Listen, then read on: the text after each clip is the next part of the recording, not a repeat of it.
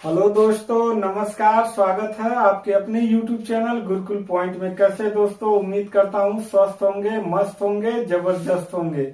आज दोस्तों फिर लेकर आए हैं विश्व इतिहास क्लास 10th का SST सब्जेक्ट का चैप्टर नंबर 1 है, यानी यूनिट 1 का विश्व इतिहास में हम लोग फ्रांस की क्रांति पढ़ रहे थे, यानी यूरोप में राष्ट्रवाद का उदय नामक चैप्टर हम लोग पढ़ रहे थे, जिसके 3-4 वीडियो अपलोड हो चुके हैं। अगर आप नहीं देखे हैं तो इस चैनल के प्लेलिस्ट में जाइए, वहां पे लिखा होगा कक्षा 10 सामाजिक विज्ञान। वो प्लेलिस्ट का वीडियो सब देखते हुए चले आइए। एकदम बहुत आसान और बहुत सरल भाषा में आपको समझाया गया। और अगर आप ये वीडियो देख लेते हैं तो 100% आपको मैं ये विश्वास दिलाता हूं कि यूपी बोर्ड या किसी बोर्ड के एग्जाम में जहां पे ये टॉपिक होगा यूरोप में राष्ट्रवाद का उदय, वहां आपको ये प्लेलिस्ट आपको बहुत मदद करेगा। तो पिछले वीडियो में हम लोग पढ़ चुके थे कि फ्रांस की क्रांति के कारण पढ़ रहे थे, जिसमें राजनीतिक कारण हम लोग पूरा समाप्त कर चुके हैं। आज हम लोग जानेंगे कि फ्रांस की क्रांति के लिए सामाजिक कारण क्या था, यानी समाज के द्वारा जो है कि क्रांति के क्या कारण हुए थे।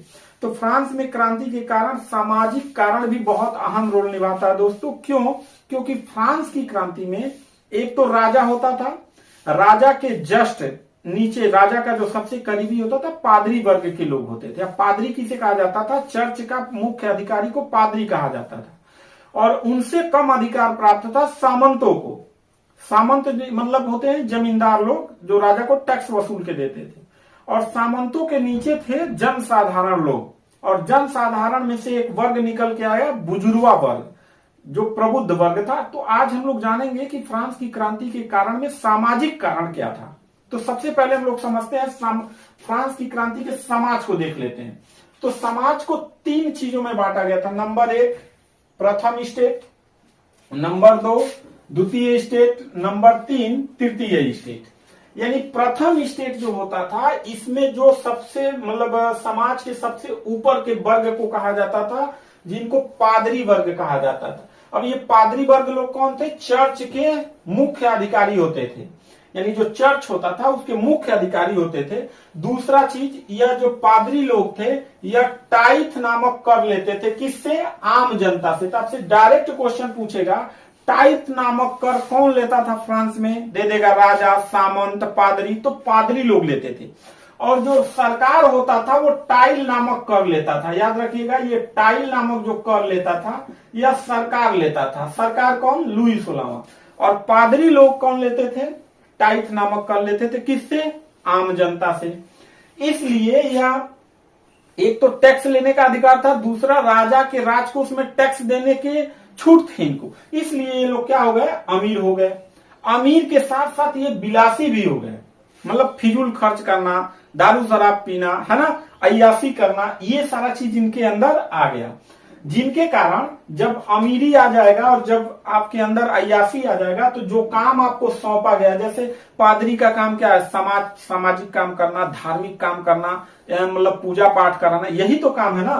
तो इन लोगों ने क्या किया कि सामाजिक एवं धार्मिक कार्यों से अपना मुंह क्या कर लिया? मोड़ लिया। भाई ज्यादा अमीर हो गए थे और ये विलासी हो गए थे, तो अब ये धार्मिक कार्य नहीं करते थे, सामाजिक कार्य नहीं करते थे, ये राजा के दरबार में बैठ के चापलूसी करते थे कि हम राजा के कितने करीबी रहे। इसके बाद जो ये पादरी लोग थे, ये 2 कैटेगरी बनाए थे। एक तो उच्च पादरी थे, उच्च पादरी, यानी कि पादरियों में भी 2 कैटेगरी था। एक उच्च पादरी थे और एक उनसे निम्न पादरी थे।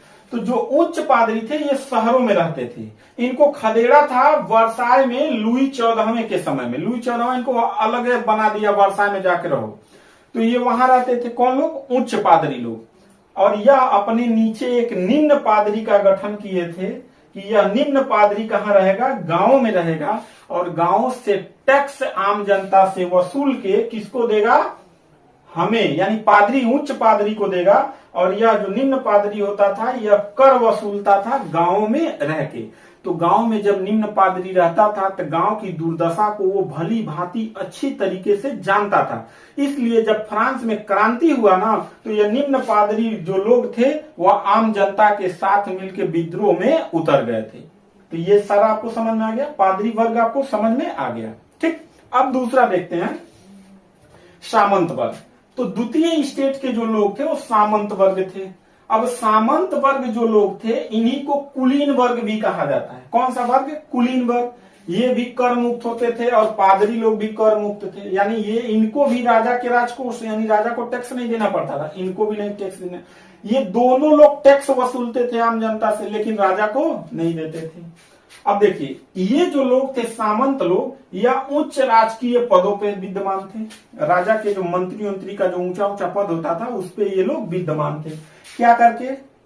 चापलूसी करके, राजा की बड़ाई करके, मेरी एंतवा एनएस से जुगाड़ लगा के ऊंचे ऊंचे पदों पे ये लोग थे। दूसरा काम इनका यह था किसानों का शोषण करना। किसानों का सबसे ज्यादा शोषण अगर किसी ने किया है तो सामंतों ने किया है। सामंत मतलब जमींदारों को वहां का कहा जाता था। यह फसल का 5वां हिस्सा वसूल करते थे, यानी कि अगर फसल हुआ है तो अगर हम इसमें 4 हिस्सा कर दें, एक हिस्सा और बना दें, तो ये एक हिस्सा ये पूरा का पूरा कौन वसूल लेते थे? सामंत लोग वसूल लेते थे। यानी अगर 1 बीघा खेत में जितना फसल अगर 5 बोरा हो रहा है तो 5 बोरा में 1 बोरा लेके कौन चला जाता था? ये लोग चले जाते थे। दूसरा, जो सड़क राज्य में बना रहता था, जो पुल बना रहता था, उस पे ये हरामखोर सब टैक्स वसूलते थे, टोल टैक्स के नाम पे। मतलब नदी पे पुल है तो वहां पे जमीन जो सामंत होता था बांस लगा के या बैरियर लगा के पैसा वसूलता था, सड़क पे भी पैसा वसूलता था।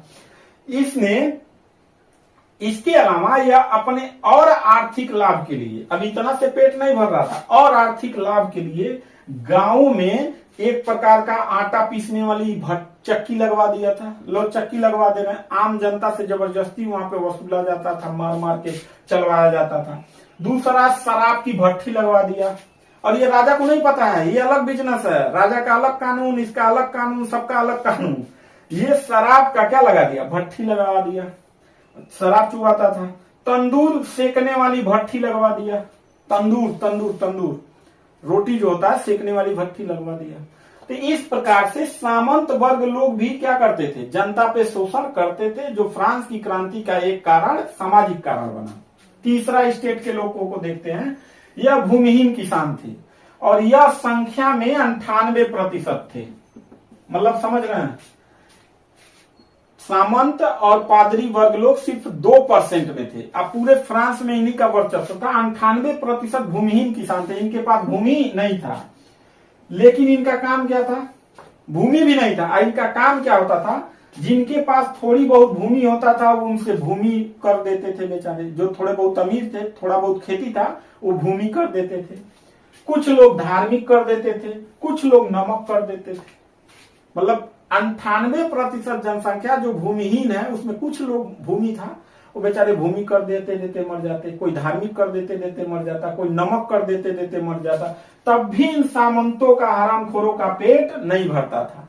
यह जनसंख्या में 98% थे जिनका शोषण इनके द्वारा होता था। डायरेक्ट रूप से सामंत वर्ग करता था और इनडायरेक्ट रूप से पादरी वर्ग करता था और राजा करता था। ठीक, 2% ये लोग थे जो इन 98% पे क्या कर रहे थे? शोषण कर रहे थे। तो ये कारण तृतीय वर्ग के स्टेट के द्वारा सामाजिक कारण बना, जो फ्रांस की क्रांति का कारण बना। अब इसी तृतीय स्टेट में से कुछ लोग जिनके पास थोड़ा बहुत भूमि था, उन लोगों ने थोड़ा थोड़ा करके कुछ पैसा इकट्ठा किया और इंग्लैंड में जब औद्योगिक क्रांति शुरू हुआ तो धीरे धीरे औद्योगिक क्रांति में इन्होंने मतलब काम उम करके थोड़ा पैसा इकट्ठा किया।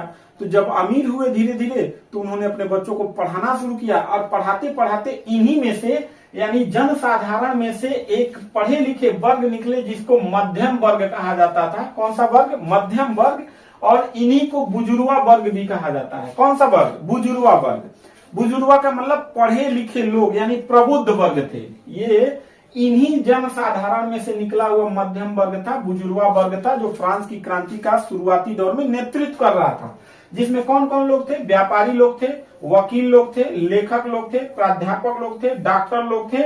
इन्हें शिक्षित एवं आर्थिक संपन्न वर्ग कहा जाता था। ठीक है, तो ये था सामाजिक कारण, जिसके कारण जो है फ्रांस की क्रांति का कारण बना।